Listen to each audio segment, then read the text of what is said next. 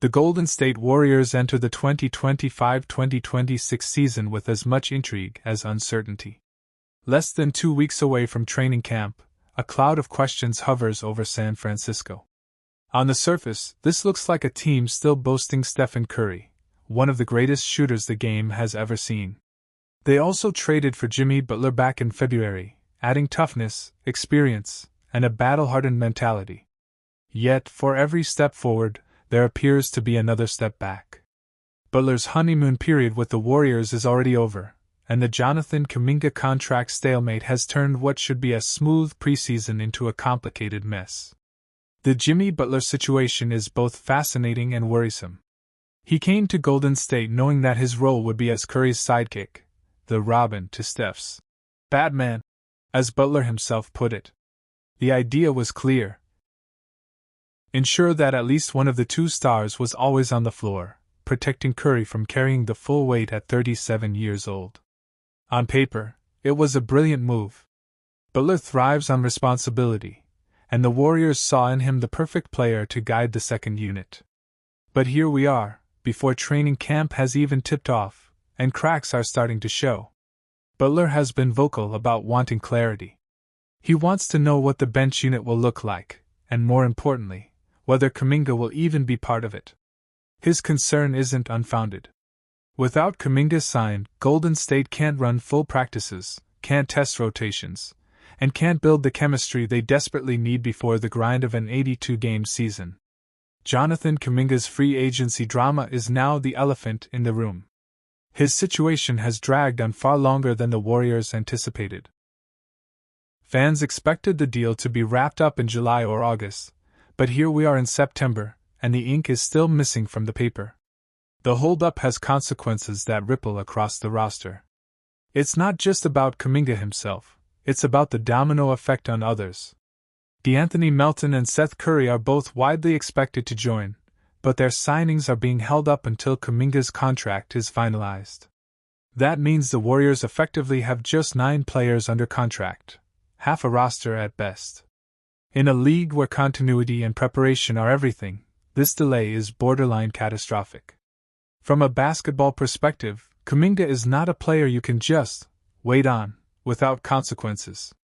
He has grown into a vital part of the Warriors' future, showing flashes of two-way dominance, versatility, and athleticism that this team cannot easily replace. More importantly, Butler himself has been pushing to work alongside Kuminga. The idea of a Butler-Kuminga-led second unit excites fans and coaches alike. Imagine Butler's grit and leadership paired with Kuminga's explosiveness. It could be one of the most dynamic bench duos in the league. But none of that can be tested right now. The longer this free agency saga continues. Fans expected the deal to be wrapped up in July or August, but here we are in September, and the ink is still missing from the paper. The holdup has consequences that ripple across the roster. It's not just about Kuminga himself, it's about the domino effect on others. DeAnthony Melton and Seth Curry are both widely expected to join, but their signings are being held up until Kuminga's contract is finalized. That means the Warriors effectively have just 9 players under contract, half a roster at best. In a league where continuity and preparation are everything, this delay is borderline catastrophic. From a basketball perspective, Kuminga is not a player you can just wait on, without consequences. He has grown into a vital part of the Warriors' future, showing flashes of two-way dominance, versatility, and athleticism that this team cannot easily replace. More importantly, Butler himself has been pushing to work alongside Kuminga. The idea of a Butler-Kuminga-led second unit excites fans and coaches alike. Imagine Butler's grit and leadership paired with Kuminga's explosiveness. It could be one of the most dynamic bench duos in the league. But none of that can be tested right now. The longer this free agency saga continues, the smaller the window becomes for these two to actually build that chemistry. Steve Kerr has been candid in the past, admitting that Butler, Kuminga, and Draymond Green haven't always fit well together. Stylistically, they sometimes clash. Draymond's fiery personality, Butler's intensity, and Kuminga's desire to establish himself as a star all create friction. In some ways, That friction can be productive, sharpening iron with iron. But in other ways, it can be destructive. This is where Kerr's leadership will be tested. He needs to find the balance, the sweet spot where egos align with team goals. And he has very little time left to figure it out. Training camp is when rotations are built, trust is formed, and roles are defined. If Kuminga isn't there, if Melton and Seth Curry aren't signed, then Kerr is starting camp with a fractured foundation. The addition of Al Horford provides some stability. At 39 years old, Horford is entering the twilight of his career, but his experience and basketball IQ are invaluable. He doesn't need months of chemistry building, he adapts quickly. Horford has played alongside stars before, from Jason Tatum and Jaylen Brown in Boston to Joel Embiid in Philadelphia. His calm, veteran presence is exactly what the Warriors need in a chaotic offseason. But Horford can only do so much. He isn't the answer to the Warriors' deeper issues. He can anchor the locker room and contribute steady minutes, but he cannot fix the fact that Golden State doesn't know what its full rotation will even look like. The Warriors' current problem is not a lack of talent. It's timing. Teams across the NBA are already back in their facilities, working out, bonding, and preparing for the season. Golden State by Jonathan Kuminga's story with the Golden State Warriors is one of both promise and tension. Drafted in 2021 as the 7th overall pick, he arrived with the reputation of being one of the most athletic and explosive forwards of his class. The Warriors, then fresh off years of championship dominance, saw him as the bridge between their aging dynasty and a new generation. But 4 seasons later, instead of blossoming into the face of the franchise, Kuminga now finds himself described by insiders as absolutely miserable in Golden State.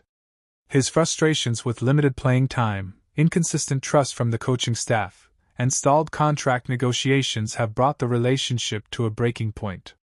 This script explores, in detail, the issues tearing both sides apart, and why separation now feels inevitable. When Kuminga first joined the Warriors, expectations were high. His athleticism, defensive potential, and flashes of scoring made him a tantalizing prospect. Yet, playing on a team led by Stephen Curry, Klay Thompson, and Draymond Green meant minutes were scarce. Head coach Steve Kerr prioritized veterans who understood his complex motion offense and defensive schemes. Kuminga's minutes often fluctuated wildly. He could play 30 minutes one night and sit on the bench the next.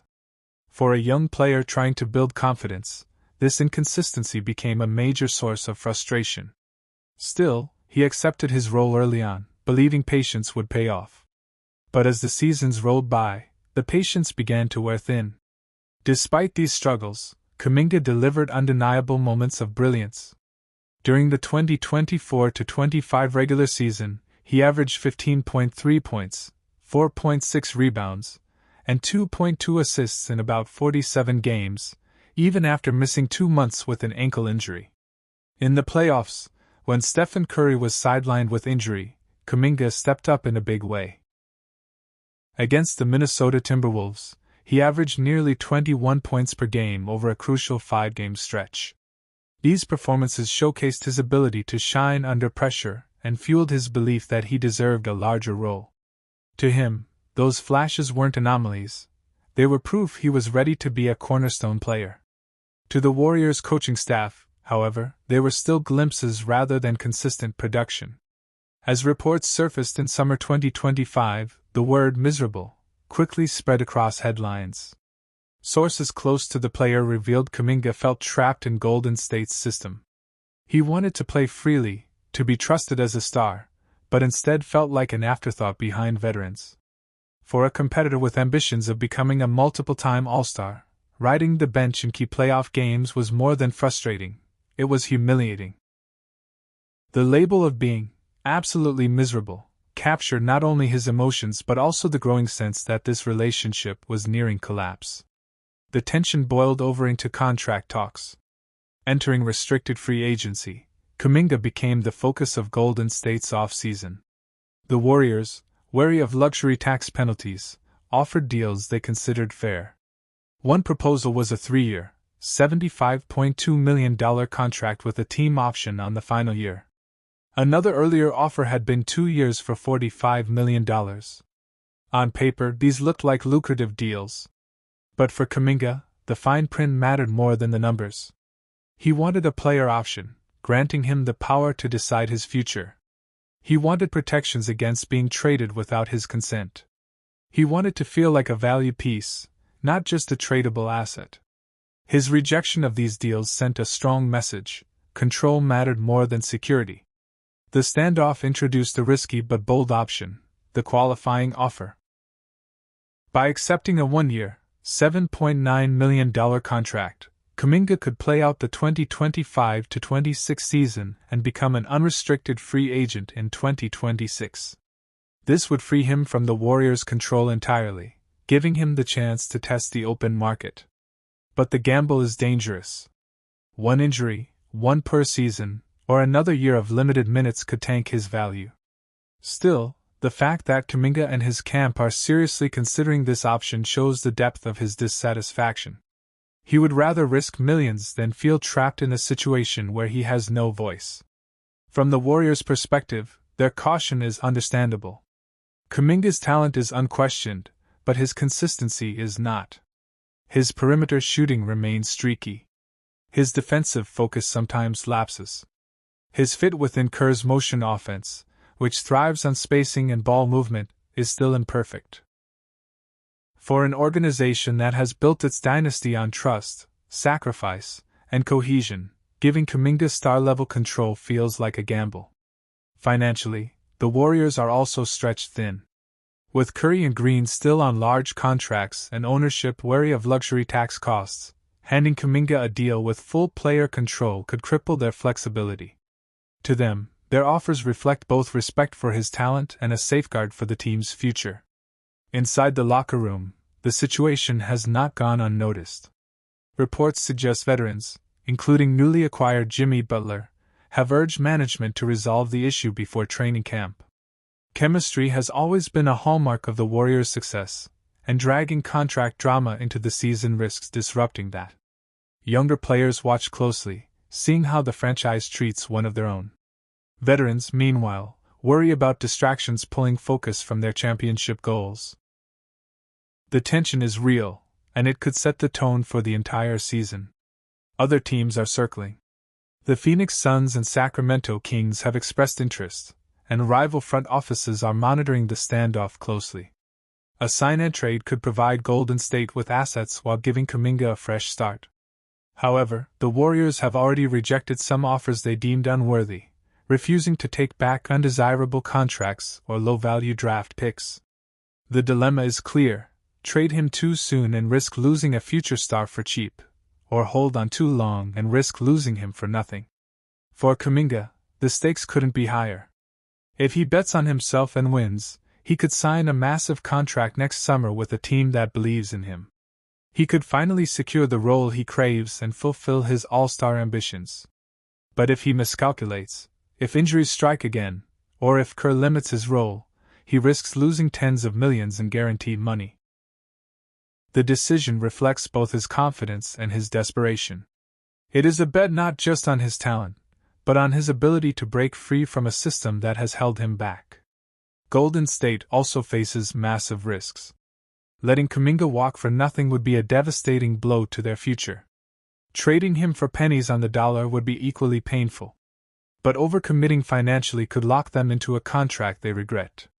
For a franchise trying to balance the twilight of Curry's career with the need for young talent, the Kuminga saga represents a crossroads. How they handle it may shape the next decade of Warriors basketball.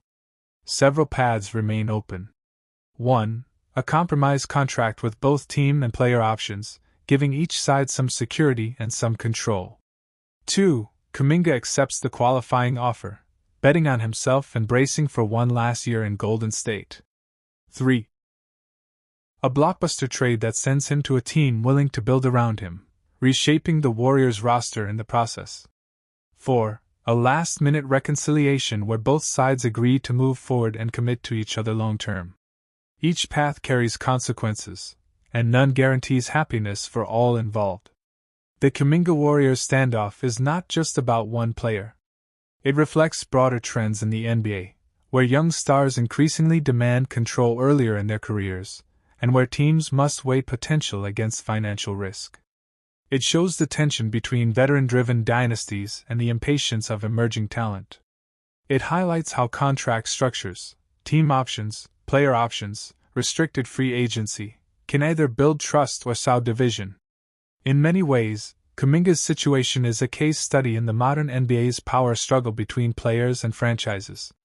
As training camp approaches, the question remains, will Jonathan Kuminga wear a Warriors jersey much longer? His frustrations are clear, his options are narrowing, and the clock is ticking toward an October deadline. For now, he remains part of Golden State, but the partnership feels fragile. What was once seen as the future of the dynasty may now be slipping away. Whether the final chapter is reconciliation, separation, or something in between, one thing is certain: the saga of Jonathan Kuminga and the Warriors is far from over. And in the high-stakes world of professional basketball, both sides may soon learn that time, patience, and opportunity wait for no one.